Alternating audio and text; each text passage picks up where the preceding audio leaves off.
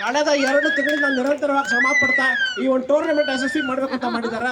ದೇವರ ದಯೆಯಿಂದ ಒಂದು ಅದ್ಭುತವಾದ ಯಶಸ್ಸನ್ನ, ಒಂದು ಲಾಜಿಕಲ್ ಎಂಡ್ ಅನ್ನ ಮುಟ್ಟಿದೆ. Once again for Sushant sir, Nataraj sir and this team ದೊಡ್ಡ ಒಂದು ಬಿಗ್ ಅಪ್ಲಾಸ್ ಕೊಡಿ. ದೊಡ್ಡದೊಂದು ಬಹಳ ಒಳ್ಳೆ ಕೆಲಸ ಮಾಡಿದಾರೆ. ನಮ್ಮನ್ನ ಎಲ್ಲರೂ ಕೂಡ ಸೇರಿಸಿದ್ದಾರೆ. ಸೇರಿಸಿ BCD4 ಡಿವಿಷನ್ 4 ಒಳ್ಳೆ ಕೆಲಸ ಮಾಡಿದಾರ.